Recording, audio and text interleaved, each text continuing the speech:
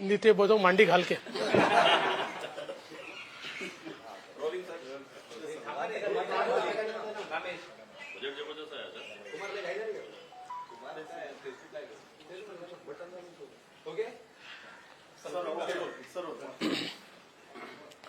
माननीय पंतप्रधान नरेंद्र मोदीजी यांच्या नेतृत्वात अर्थमंत्री निर्मला सीतारामनजी यांनी सादर केलेला अर्थसंकल्प हा अमृत कालातील सर्वजन हिताय या संकल्पनेवर आधारित अशा प्रकारचा अर्थसंकल्प आहे। समाजातल्या शेवटच्या व्यक्तीचा विचार करत असताना गरीब, मध्यमवर्गीय, शेतकरी, उद्योजक आणि युवा अशा सगळ्या लोकांचा विचार या अर्थसंकल्पाने केला आहे आणि विशेषतः पुढच्या 25 वर्षामध्ये जो एक विकसित भारत आपण म्हणतोय त्याच्याकडे जाण्याचा रस्ता या अर्थसंकल्पाने स्पष्टपणे दाखवलाय। याला ग्रोथ बजेट म्हणता येईल, याला ग्रीन बजेट म्हणता येईल, याला इन्फ्रास्ट्रक्चर बजेट म्हणता येईल, याला मिडल क्लास ओरिएंटेड बजेट म्हणता येईल, याला dedicated to last man budget म्हणता येईल। अशा सर्व प्रकारच्या लोकांना या बजेटच्या माध्यमातून मोठ्या प्रमाणात मदत मिळते आहे। विशेषतः 10 लाख कोटी रुपयाची इन्फ्रास्ट्रक्चरवरची गुंतवणूक ही देशामध्ये मोठ्या प्रमाणात रोजगार निर्मिती करणारी आहे आणि आपण बघितलं असेल की 27 कोटी लोक ईपीएफओच्या अंतर्गत येणं म्हणजे गेल्या 8 वर्षात फॉर्मल सेक्टरमध्ये वाढलेला रोजगार हा स्पष्टपणे दिसतोय आणि या इन्फ्रास्ट्रक्चर इन्व्हेस्टमेंटमुळे प्रचंड मोठा फायदा होणार आहे आणि त्यातही विशेषतः राज्यांना 50 वर्षाचं इंटरेस्ट फ्री लोन हे जे काही इन्फ्रास्ट्रक्चरमध्ये मिळणार आहे त्याच्यामुळे राज्यांना देखील आपलं पायाभूत सुविधांवरची गुंतवणूक वाढवण्याकरता एक प्रचंड मोठी मदत मिळणार आहे। विशेषतः शेती क्षेत्रामध्ये प्रचंड मोठी गुंतवणूक तर होतेच आहे, पण त्यासोबत नॅचरल फार्मिंग यावर दिलेला भर हा अत्यंत महत्त्वाचा आहे। 1 कोटी शेतकऱ्यांना नॅचरल फार्मिंगकडे वळवणं म्हणजे नैसर्गिक शेतीच्या माध्यमातून आज जी काही जमिनीचा नाश होतोय तो थांबवून त्याचा जो जलवायू परिवर्तन यावर इफेक्ट होतोय तो देखील थांबवण्याचा एक प्रयत्न या माध्यमातून होणार आहे आणि पहिल्यांदा सबसिडीच्या पलीकडचा विचार करून, सबसिडी तर आहेच पण त्याच्या पलीकडचा विचार करून डिजिटल आणि टेक्नॉलॉजीचा वापर हा आपल्याला फार्मिंगमध्ये कसा आणता येईल, शेती क्षेत्रात कसा आणता येईल, तंत्रज्ञान कसं आणता येईल याचा प्रयत्न या संपूर्ण बजेटने केलाय। महाराष्ट्राकरता तर ज्या प्रकारे सहकार क्षेत्राला या बजेटने महत्त्व दिलेलं आहे ते अत्यंत महत्त्वाचं आहे। आता आमच्या ज्या पॅक्स असतील, ज्या आमच्या प्राथमिक कृषी पतसंस्था आहेत यांना मल्टीपर्पज सोसायटीचा दर्जा मिळतोय। याचा अर्थ असा आहे की गाव पातळीवर आता सहकार मजबूत होणार आहे। त्यांना 20 प्रकारच्या वेगवेगळ्या योजनांमध्ये आता प्राथमिकता मिळणार आहे।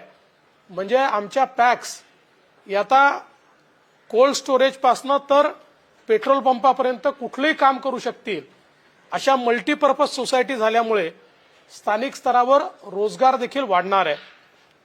महाराष्ट्राच्या दृष्टीनं आणि विशेषतः साखर धंद्याच्या दृष्टीनं सगळ्यात महत्त्वाची घोषणा जर काही असेल तर मागच्या काळात माननीय नवीन सहकार मंत्री अमितभाई शहा यांनी पुढाकार घेऊन 2016 नंतरचा इन्कम टॅक्स हा रद्द केला होता पण 16च्या आधीचा इन्कम टॅक्सचं काय, असा प्रश्न होता. आजच्या बजेटमध्ये अत्यंत महत्वाची घोषणा केली आहे. 2016 पूर्वीचं केन पेमेंट किंवा FRPचं पेमेंट हे एक्सपेंडिचर धरण्याचा निर्णय झाला आहे. त्यामुळे ते एक्सपेंडिचर झाल्याबरोबर इन्कम टॅक्स या ठिकाणी लागणार नाही. म्हणजे महाराष्ट्रातल्या आणि देशातल्या, पण प्रामुख्याने महाराष्ट्रातल्या आमच्या सगळ्या साखर कारखान्यांचा जो जुना इन्कम टॅक्स आहे 10,000 कोटी रुपयाचा, तो आता त्यांना भरावा लागणार नाही. त्यामुळे साखर उद्योगाला सगळ्यात मोठा बूस्ट, सगळ्यात मोठा फायदा हा मोदी सरकारने घेतलेला आहे. मी महाराष्ट्राच्या वतीनं माननीय पंतप्रधान नरेंद्र मोदीजी, निर्मला सीतारामनजी आणि विशेषतः याकरता पुढाकार घेणारे देशाचे सहकारिता मंत्री अमितभाई शहा यांचे मनापासून आभार मानतो. खरं म्हणजे इतक्या मोठ्या प्रमाणात या बजेटने वेगवेगळ्या प्रकारच्या क्षेत्राला मदत केलेली आहे. प्रामुख्याने इन्कम टॅक्सच्या संदर्भात हे बजेट मध्यमवर्गीयांचं एस्पिरेशन पूर्ण करणारं बजेट आहे. अनेक वर्षापासूनची जी मागणी होती, आज इन्कम टॅक्सच्या एक्झम्पशनची स्लॅब ही 5 लाखावरनं 7 लाखावर नेण्यात आली आहे. आणि त्याच्याही पलीकडे अशा प्रकारचे एक्झम्पशन देण्यात आले आहेत की ज्याचं इन्कम 9 लाख रुपये आहे त्याला केवळ 45,000 रुपये इन्कम टॅक्स भरावा लागणार आहे. ज्याचं इन्कम 15 लाख रुपये आहे त्याला केवळ 1.5 लाख रुपये इन्कम टॅक्स भरावा लागणार आहे. म्हणजे मध्यमवर्गीय, निम्न मध्यमवर्गीय यांना प्रचंड मोठा दिलासा या बजेटने या ठिकाणी दिलेला आहे. विशेषतः युवांकरता, स्टार्टअप करता ज्या काही वेगवेगळ्या योजना घोषित केल्या आहेत त्या अत्यंत, मला असं वाटतं की रोजगार निर्मिती करणाऱ्या आहेत. आणि विशेषतः आमच्या ज्या SMEs आहेत, या SMEs करता क्रेडिट गॅरंटी स्कीमचा 2.0 म्हणजे सेकंड अवतार आणण्यात आलेला आहे, ज्यामध्ये पुन्हा एकदा SMEsला 2 लाख कोटी रुपयाची क्रेडिट गॅरंटी सरकार देणार आहे.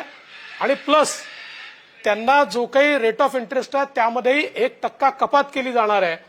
त्यामुळे सूक्ष्म, मध्यम आणि लघु उद्योग जे आपले आहेत, जे सर्वात जास्त एम्प्लॉयमेंट जनरेट करतात, त्यांना मोठा फायदा होणार आहे.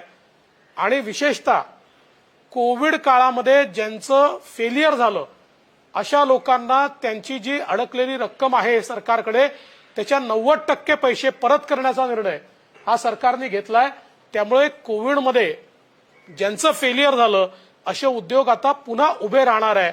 ही देखील एक अत्यंत, मला असं वाटतं, महत्वाची गोष्ट ही या ठिकाणी आपल्याला पाहायला मिळणार आहे. यासोबत जवळजवळ 157 नर्सिंग कॉलेजेस हे सुरू करण्याचा जो काही निर्णय आहे हा देखील अत्यंत महत्वाचा आहे. याचं कारण आपल्याला हेल्थ सेक्टरमध्ये जे एक्सपान्शन करायचं आहे, त्या एक्सपान्शनमध्ये जोपर्यंत हेल्थ सेक्टरमधली मॅनपॉवर, ह्युमन रिसोर्स आम्ही तयार करत नाही तोपर्यंत आपण ते करू शकत नाही. महाराष्ट्राकरता आणि देशाकरता अजून एक महत्वाची घोषणा आहे की 2047 पर्यंत सिकल सेलचं निर्मूलन करायचं, हा कार्यक्रम सुरू झालेला आहे. विशेषतः महाराष्ट्रातल्या आदिवासी क्षेत्रामध्ये हा सिकल सेल नावाचा आजार मोठ्या प्रमाणात आहे आणि त्याच्या निर्मूलनाची घोषणा ही अत्यंत महत्वाची आहे. जे आमचे प्रिमिटिव्ह ट्राइब्स आहेत त्यांच्याकरता जी योजना तयार करण्यात आलेली आहे, ही योजना देखील मला असं वाटतं अत्यंत महत्वाची आहे. आदिवासी विकासाकरता त्यांच्याकरता घर असेल, पिण्याचं पाणी असेल, इलेक्ट्रिसिटी असेल, एम्प्लॉयमेंट असेल, अशी सर्वसमावेशी अशा प्रकारची ही योजना या ठिकाणी तयार करण्यात आली आहे की ज्याच्यामध्ये एक मोठा फायदा आमच्या आदिवासी विभागामध्ये होईल. यासोबत विशेषतः SC, ST आणि OBC यांच्याकरता ज्या काही योजना तयार करण्यात आलेल्या आहेत त्याच्यावर खूप मोठ्या प्रमाणात निधी देण्यात आलेला आहे. आणि म्हणून मला असं वाटतं की यावेळेचं हे जे बजेट आलेलं आहे हे अत्यंत सर्वजन हिताय अशा प्रकारचं बजेट आहे. बऱ्याच गोष्टी सांगण्यासारख्या आहेत, पण संध्याकाळी मी याच्यावर एक भाषण देखील करणार आहे, त्या उर्वरित गोष्टी सांगेन. मात्र मी पुन्हा एकदा देशाचे पंतप्रधान माननीय नरेंद्र मोदीजी आणि फायनान्स मिनिस्टर निर्मला सीतारमणजी यांचे मनापासून आभार मानतो. अभी आदरणीय प्रधानमंत्री नरेंद्र मोदी जी के नेतृत्व में हमारी वित्त मंत्री निर्मला सीतारमण जी ने जो बजट पेश किया, मैं ऐसा कहूंगा यह अमृत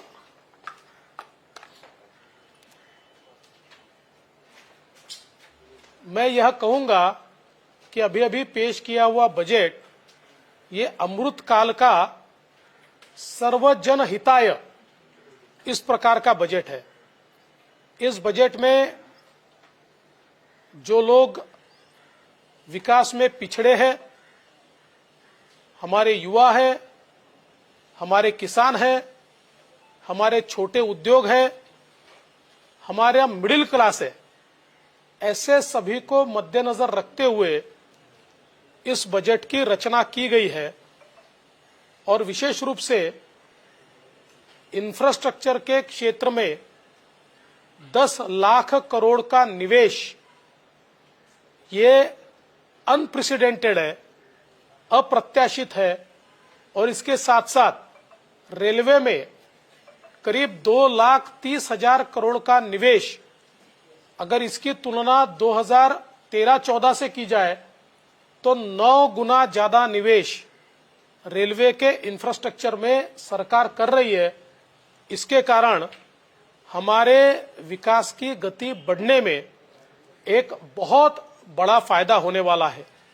इसके साथ साथ विशेष रूप से राज्यों को करीब 1,30,000 करोड़ रुपया 50 साल के ब्याज मुक्त ऋण के रूप में दिया जाना राज्यों में इंफ्रास्ट्रक्चर डेवलपमेंट में इसका एक बहुत बड़ा फायदा होगा. विशेष रूप से खेती किसानी के मामले में खेती किसानी को मात्र सब्सिडी तक सीमित न रखते हुए उसमें बड़े पैमाने पर डिजिटल इंफ्रास्ट्रक्चर तैयार करना, उसमें टेक्नोलॉजी का इन्फ्यूजन करना और उसको मार्केट के साथ जोड़ना, ये जो चीजें इसमें की गई है. ऋण को 20 लाख करोड़ तक बढ़ाया गया है. विशेष रूप से स्टोरेज फैसिलिटी का निर्माण ये इसमें किया गया है. और भारत को मिलेट्स का ग्लोबल हब, मिलेट्स को श्री अन्न कहा गया है, श्री अन्न का ग्लोबल हब इस रूप में डेवलप किया जा रहा है. गरीबों के लिए ये भी बहुत खुशी की बात है कि प्रधानमंत्री अन्न सुरक्षा योजना, जिसमें 80 करोड़ लोगों को मुफ्त में अनाज दिया जाता है, इसको भी 1 साल के लिए एक्सटेंशन दिया गया है, जो बहुत ही स्वागत योग्य है. इसके साथ साथ सहकारिता के क्षेत्र में बहुत महत्वपूर्ण बदलाव किए गए हैं. पैक्स का सक्षमीकरण करते हुए उनको मल्टीपर्पज सोसाइटी में कन्वर्ट किया जा रहा है, उनका डिजिटाइजेशन किया जा रहा है. विशेष रूप से मैं महाराष्ट्र की ओर से आदरणीय प्रधानमंत्री जी, वित्त मंत्री जी और विशेष रूप से सहकारिता मंत्री श्री अमित शाह जी का बहुत बहुत आभार व्यक्त करना चाहता हूं कि ये जो निर्णय लिया गया है, इससे पहले शुगर इंडस्ट्री को इनकम टैक्स लगता था. 2016 से इनकम टैक्स मोदी सरकार ने समाप्त किया, लेकिन 2016 से पहले का 10,000 करोड़ का बकाया इनकम टैक्स विभाग ने निकाला था. अब सरकार ने निर्णय लिया है कि 2016 से पहले जो भी एफआरपी पर यानी गन्ने के खरीद का भुगतान जो किया गया उसको एक्सपेंडिचर में गिना जाएगा. इसके कारण ये सारे के सारे लोग इनकम टैक्स से मुक्त हुए हैं और पिछले 20 साल से लगातार महाराष्ट्र केंद्र सरकार के पीछे था कि इनकम टैक्स से इस उद्योग को मुक्त कीजिए, उसको मुक्त किया गया है। इसका गन्ना किसानी करने वाले किसानों को बहुत बड़ा फायदा होगा और साथ साथ उनको ज्यादा रेट मिलने में भी इसका एक बहुत बड़ा फायदा होगा। साथ साथ जो आदिवासियों में प्रिमिटिव ट्राइब्स है उसके लिए जो योजनाएं तैयार की गई है, या फिर युवाओं के लिए स्किलिंग के तहत इंडस्ट्री 4.0 में जो योजनाएं तैयार की गई है, ये सारी योजनाएं विशेष रूप से रोजगार निर्मित करने वाली, युवाओं को एम्प्लॉयमेंट देने वाली इस प्रकार की योजनाएं हमको दिखाई पड़ती है। एनर्जी ट्रांजिशन के एक सेक्टर में विशेषतः ग्रीन एनर्जी की तरफ जिस तेजी से भारत बढ़ रहा है, मुझे लगता है दुनिया में इतना फास्ट ट्रांजिशन किसी और देश ने आज तक अपने विचारों में नहीं लाया और उसमें भी बहुत बड़ा निवेश किया है। और उसी का एक भाग इस रूप में जलवायु परिवर्तन को रोकने के लिए 1 करोड़ किसानों को नेचुरल फार्मिंग पर लाना, ये भी मैं ऐसा मानता हूं एक बहुत बड़ी पहल ये सरकार की ओर से की जाने वाली है।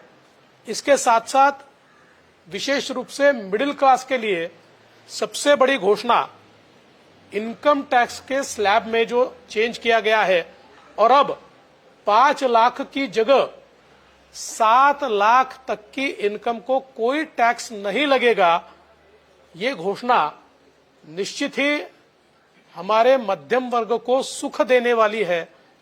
9 लाख इनकम वाले को केवल 45,000 रुपया टैक्स लगेगा और 15 लाख इनकम वाले को मात्र 1.5 लाख इनकम टैक्स लगेगा। इस प्रकार से लोगों के हाथ में पैसा रहे और लोग उसको स्पेंड करें तो डिमांड बढ़ेगी।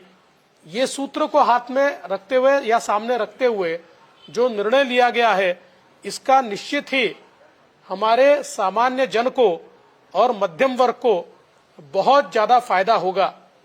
मैं ऐसा कहूंगा, कुल मिलाकर ये जो बजट है ये सर्वजन हिताय इस प्रकार का बजट है और इस बजट का हम बहुत बहुत स्वागत करते हैं, अभिनंदन करते हैं।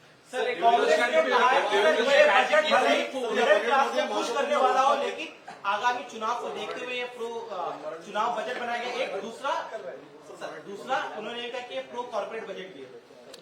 देखिए, कांग्रेस ने अपनी रिएक्शन सुबह ही तय की थी। कोई भी बजट आता तब भी वो यही रिएक्शन देते, इसलिए उनके रिएक्शन पे मैं क्या रिएक्शन दूं। सर, तेच बोलत एकदा की राजकीय निवडणुका किंवा सगळ्या गोष्टी डोक्यात ठेवून फक्त बजेट केलं गेलंय असा आरोप सगळ्याच गटात नव्हते, म्हणजे राज्यात देखील आणि विरोधकांकडून। विरोधकांनी सकाळीच हे ठरवलं होतं की कसंही बजेट आलं तरी काय रिएक्शन द्यायची, हे सकाळीच लिहून ठेवलं होतं। तीच स्क्रिप्ट ते वाचतायत। त्यांनी बजेट बघितलंही नाही, त्याचा अभ्यासही केला नाही, बजेटच्या मेरिटवर देखील ते बोलत नाहीत, कारण मेरिट त्यांना पाहिजेच नाहीयेत। त्यांनी सकाळी जी रिएक्शन ठरवली तीच रिएक्शन त्यांना इको करायची आहे, म्हणून त्यांच्या रिएक्शनवर मी रिएक्शन द्यावी एवढा त्या रिएक्शन मध्ये दमच नाहीये। कलेक्शनवरून तुम्ही सांगितलं की रोजगारांचं वाढलेलं आहे, पण मागच्या 2 वर्षात सगळ्यात जास्त रोजगार अनऑर्गनाइज सेक्टर मधून गेलेले होते, त्याची आकडेवारी मात्र अजून पुढे आलेली नाही। आणि यात सगळ्यात महत्वाचं म्हणजे की जो लास्ट इयर जो प्रॉमिस केलेला एम्प्लॉयमेंटचा जनरेशन एक्सपेक्टेड रेट होता तो गाठण्यात सरकारला अपयश आलं असं वाटत नाही का यावर? पहिली गोष्ट तर ईपीएफओ मध्ये 27 कोटीचं रजिस्ट्रेशनचा अर्थच असा आहे की इन्फॉर्मल सेक्टरमधनं फॉर्मल सेक्टरमध्ये एम्प्लॉयमेंट वाढते आहे। आपण बघा 2013-14 आपल्या ईपीएफओ मध्ये फार तर 3 ते 4 कोटी रजिस्ट्रेशन होते, तिथपासून 27 कोटीवर आलोय। दुसरं असं आहे की आता जे एम्प्लॉयमेंटचे आकडे देखील जाहीर झाले आहेत ते बघितल्यानंतर कोविडच्या काळानंतर जगाच्या सगळ्या देशांच्या तुलनेमध्ये सर्वात fast formal sector employment create करणारा देश आपला भारत आहे। त्यामुळे मला असं बिलकुल वाटत नाही, उलट आता तर जे बजेट दिलंय या बजेटमुळे मोठ्या प्रमाणात एम्प्लॉयमेंट वाढणार आहे। बजट में भी उनके लिए बड़ा प्रावधान किया गया है। आपको लगता है सर आपको मराठी युवा वर्गासाठी मोठी घोषणा केली की ज्या युवा वर्गाला जास्तीत जास्त प्रमाणात परदेशामध्ये जायचे 30 आंतरराष्ट्रीय कौशल्य विकास केंद्र स्थापन केली जाणार आहेत. त्यामध्ये महाराष्ट्राला जास्तीत जास्त ही कौशल्य विकास केंद्र मिळावी यासाठी काही वेगळे प्रयत्न केले जाणार आहेत का? आणि सर दुसरा प्रश्न, सिकल आजारा संदर्भात एक मोठी घोषणा केली आहे. महाराष्ट्रामध्ये सिकल आजारावरती उपचार आहेत, मात्र खूप महाग उपचार आहेत. तर ते उपचार कमी करण्यासाठी म्हणजे मुंबई पालिका असेल किंवा इतर महानगरपालिका क्षेत्रामध्ये काही त्यासंदर्भात सिकल सेल ॲनिमिया हा विशेषतः अनुसूचित जनजातीच्या लोकांमध्ये आणि काही प्रमाणात अनुसूचित जातीच्या लोकांमध्ये हा विशेषतः दिसतो. आणि हे खरंच आहे की याची ट्रीटमेंट सगळीकडे अवेलेबल नाही, ती खर्चिक आहे. आणि म्हणूनच आता त्याच्या संपूर्ण उच्चाटनाचं मिशन हे केंद्र सरकारने या बजेटमध्ये घोषित केलं आहे. आणि मला असं वाटतं की यामुळे आणि त्याच्याकरता मोठ्या प्रमाणात राशी देण्यात आली आहे, त्यामुळे निश्चितपणे एक मोठा परिणाम त्याचा हा आपल्याला दिसून येईल आणि अत्यंत स्वागतार्ह आहे. आणि त्यासोबत एम्प्लॉयमेंट वाढवण्यावर खूप मोठ्या प्रमाणात जोर देण्यात आलेला आहे, हे देखील महत्वाचं आहे. आता यापैकी किती केंद्र महाराष्ट्राला मिळतील हे आपल्याला पुढे कळेल. विशेषतः म्हणजे काही विरोधक हे सकाळपासून लिहूनच आले असतील महाराष्ट्राला काही मिळालं नाही, महाराष्ट्राला काही मिळालं नाही. त्यांना एवढंच सांगू इच्छितो की बजेटची फाईन प्रिंट जी आहे त्याच्यामध्ये महाराष्ट्राला काय मिळालं हे कळतं. अलीकडच्या काळामध्ये बजेटमध्ये स्टेट वाईज घोषणा करणं बंद झालेलं आहे. बजेटच्या फाईन प्रिंटमध्ये ते असतं. त्यामुळे न वाचता कृपया ही रिएक्शन देऊ नका हे आधीच विरोधकांना सांगून देतो. सर मिडिल क्लास को बड़ी राहत दी गई है. आपका कोर वोटर भी बीजेपी का मिडिल क्लास है. आपको लगता है कि अब वो और ज्यादा आपको साथ देगा जो साथ में नहीं? देखिए, बीजेपी का वोटर हर क्लास में है, चाहे वो गरीब हो, चाहे निम्न मध्यम वर्गीय हो, चाहे मध्यम वर्गीय हो, सारे लोग बीजेपी को वोट करते हैं. इसलिए मैंने वापस कहा कि हाँ, जरूर मध्यम वर्गीयों को एक बहुत बड़ी राहत इनकम टैक्स के स्लैब से दी गई है. लेकिन कुल मिलाकर आप बजट देखेंगे तो ये बजट सर्वजन हिताय है. समाज के सभी वर्गों को इस बजट ने राहत दी है. बड़ा निवेश करने की बात इस बजट में की गई है. आपको क्या लगता है जो कोविड काल में जो पीछे रह गए तब और ज्यादा देश की प्रगति में असर होगा? मैं ऐसा मानता हूं कि जिस प्रकार का इंफ्रा स्पेंड हम कर रहे हैं 10 लाख करोड़, ये कभी भारत कर सकता है ऐसा हमने सोचा नहीं था. और 3.2% ऑफ द जीडीपी हमने पिछले साल खर्चा किया है, जो मैं ऐसा मानता हूं किसी भी विकसनशील अर्थव्यवस्था के लिए 3% के ऊपर इंफ्रास्ट्रक्चर स्पेंडिंग करना ये अप्रत्याशित है, अनप्रेसिडेंटेड है.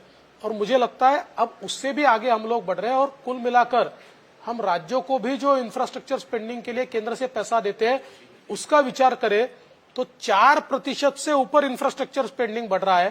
मैं ऐसा मानता हूं कि देश के लिए ये बहुत ही बड़ी बात है. सर, किसान योजना के तहत जो 11 लाख की आंकड़े जो है वो केंद्र सरकार ने बताए थे वो झूठे हैं, ऐसा आरोप जो है वो शिवसेना के एमपी कर रहे हैं. उनका मानना है कि 3 लाख लोगों को, 3 लाख किसानों को ही सिर्फ ये योजना का फायदा हुआ है. देखिए, ये जो महाभाग आप जिनकी बात कर रहे हैं शिवसेना के एमपी, उनको ना आंकड़े मालूम है, उनको आंकड़ा एक ही समझता है. वो कौन सा आंकड़ा है आपको बताने की आवश्यकता नहीं है, उनको वही आंकड़ा समझता है. मूल रूप से किसानों को जो पैसा हम देते हो डीबीटी से देते हैं, तो डीबीटी में आंकड़ों की हेरफेर ही नहीं हो सकती. और 11 लाख नहीं 11 करोड़ किसानों को ये मिलता है. अकेले महाराष्ट्र में 1 करोड़ किसानों को मिलता है. और जब उनकी सरकार थी तब भी 1 करोड़ किसानों को सीधे उनके खातों में ये पैसा मिला. इसकी पुष्टि उनकी सरकार ने की है.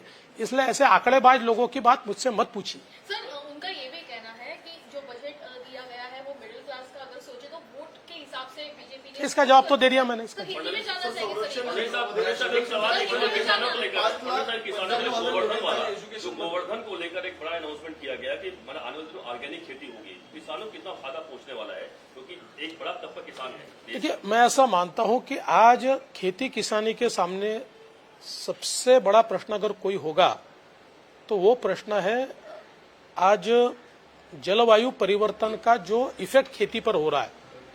बहुत बड़े पैमाने पर रोग आते हैं, फसल खराब हो जाती है, इनपुट कॉस्ट बढ़ गई है क्योंकि इतने महंगे स्प्रेज, फर्टिलाइजर्स यूज करने पड़ते हैं, कीटनाशक यूज करना पड़ता है। इसका जवाब नेचुरल फार्मिंग में है, क्योंकि नेचुरल फार्मिंग में इनपुट कॉस्ट कम है, नेचुरल फार्मिंग में जो डिसीज है वो कम है, और नेचुरल फार्मिंग के कारण हमारी जो जमीन है उसका स्तर भी बढ़ता है, और जलवायु परिवर्तन का कम से कम असर यह नेचुरल फार्मिंग के कारण हमारी खेती किसानी पर होता है। इसी के मद्देनजर फार्मिंग को नेचुरल फार्मिंग की ओर ले जाने के लिए 1 करोड़ किसानों का जो टारगेट रखा गया है, मैं ऐसा मानता हूं कि एक बहुत ही महत्वपूर्ण इस प्रकार की यह पहल है।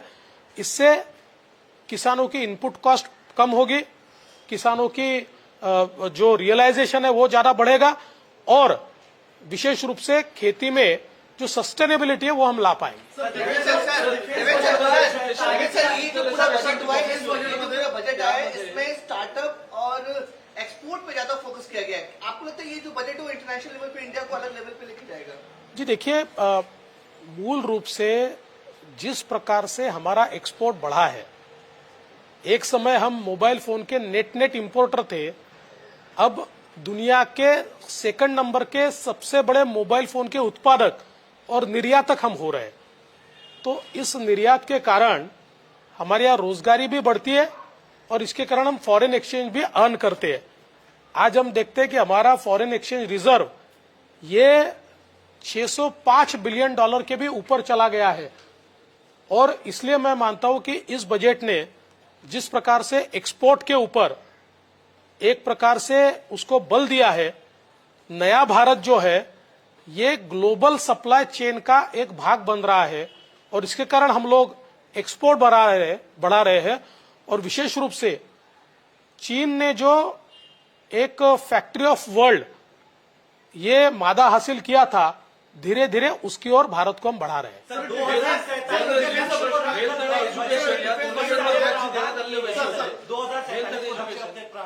इसके पहले होता था कि कोई भी सरकार को तत्कालिक गेन के बारे में सोचती, क्या अब यहाँ से आगे यही माना जाए कि कोई भी बजट होगा वो लॉन्ग टर्म प्रोसेस को देखकर? देखिए, बजट 1 साल का होता है, लेकिन उसका असर सालों तक होता है। इसलिए कभी भी बजट करते समय उसको अगले 10 साल में उसका परिणाम क्या होगा इसका विचार किया जाना चाहिए। लेकिन मोदी जी बहुत आगे की सोचते हैं। भारत जब 100 साल का होगा तब किस प्रकार का भारत होना चाहिए, इसको मद्देनजर रखते हुए ये बजट रखा गया। सेक्टर आधीचे ज्या पॉलिसीज होत्या त्याचे आता म्हणजे जे राष्ट्रीय आरोग्य अभियान असेल किंवा शिक्षण याचे फंड्स यावर्षी कमी करण्यात आले, नक्की काय कारण आहे? नाही, कोणी सांगितलं तुम्हाला कमी केलेत म्हणून? बिलकुल चुकीचं आहे। त्याचे फंड्स कुठेही कमी केलेले नाही, कुठेही फंड्स कमी केलेले नाहीत। काही नवीन योजना सुरू केलेल्या आहेत, त्या नवीन योजनांनाही वेगळे फंड दिलेले आहेत। त्यामुळे शिक्षण आणि आरोग्यावर कुठेही पैसा कमी न करता तो पैसा वाढवण्यात आलेला आहे। बजेटमध्ये इतर वर्षांच्या तुलनेमध्ये आता जवळपास 17% हे डिफेन्सचं बजेट वाढवण्यात आलेलं आहे। या बजेटकडे तुम्ही कसं पाहता? डिफेन्समध्ये मुळात डिफेन्स बजेट वाढण्याचं एक महत्वाचं कारण हे आहे की आता आम्ही मेक इन इंडियावर जोर दिलेला आहे। पूर्वी आपलं सगळं शस्त्रास्त्र जे होते हे आम्ही इम्पोर्ट करायचो, पण आता मोठ्या प्रमाणात आपण देशी शस्त्रास्त्र तयार करणं सुरू केलं। आपण बघितलं असेल रिपब्लिक डे परेडमध्ये देखील ज्या तोफा चालवण्यात आल्या त्याही देशी होत्या, जे अस्त्र डेमॉन्स्ट्रेट करण्यात आले तेही आपल्या देशातले होते, जवळजवळ 70% आपल्या देशातले होते। आणि म्हणून आम्ही हळूहळू शस्त्रास्त्रांच्या क्षेत्रामध्ये आम्ही ते इम्पोर्ट करायचो, ते इम्पोर्ट करणाऱ्या देशापासून आता आम्ही एक्सपोर्ट करणारा देश झालो आहोत। 30 पेक्षा जास्त देशांना आता आम्ही एक्सपोर्ट करतो। कई दिनों से जो लगातार विरोधी कहते हैं कि कई इंडस्ट्रीज मुंबई से महाराष्ट्र से बाहर जा रही है, क्योंकि कोविड वाला जो आपका एक है, कोविड को लेकर कई सा जो घाटे में है वो फिर से आ जाएंगे वापस। जो चीनी वाला जो शुगर तो लगता है कि महाराष्ट्र फिर से एक बार नंबर 1 हो जाएगा, जो इंडस्ट्रीज तमाम आएंगे महाराष्ट्र में। देखिए, बाहर तो ऐसे कोई गया नहीं, एक नैरेटिव तैयार किया गया है, लेकिन मैं ऐसा मानता हूं कि निश्चित रूप से महाराष्ट्र में बहुत बड़े पैमाने पर इंडस्ट्री आएगी।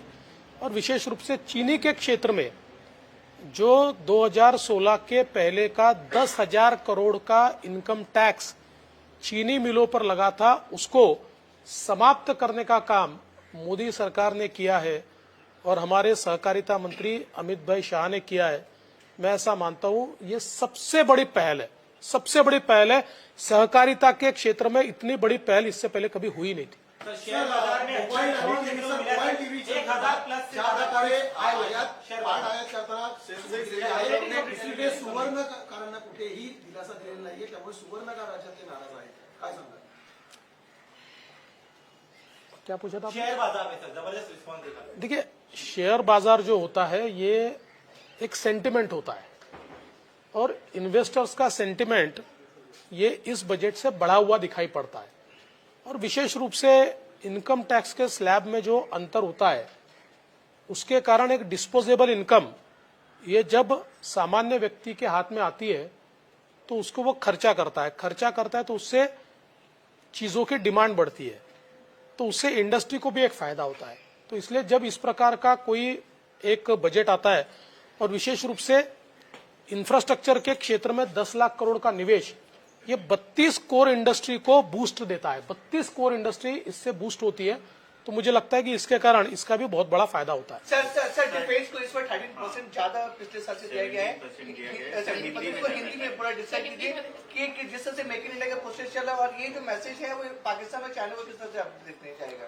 देखिए, पहली बात तो यह है कि भारत ने जो हमारा डिफेंस कैपेबिलिटी है उसमें मेक इन इंडिया में बहुत बड़ी पहल मोदी सरकार में की है और आज हम बहुत ज्यादा वाइटल हमारा जो शस्त्रास्त्र है उसको आर्म्स एंड एम्युनिशन को भारत में तैयार कर पा रहे हैं। रिपब्लिक डे परेड में हमने देखा 70% जो हमारे शस्त्रास्त्र शोकेस किए गए थे वो मेक इन इंडिया थे और मुझे ऐसा लगता है कि अब भारत एक शस्त्र संपन्न और मजबूत देश के रूप में उभर रहा है और आज तक आर्म्स एंड एम्युनिशन का नेट इंपोर्टर भारत अब आर्म्स एंड एम्युनिशन को एक्सपोर्ट भी कर रहा है।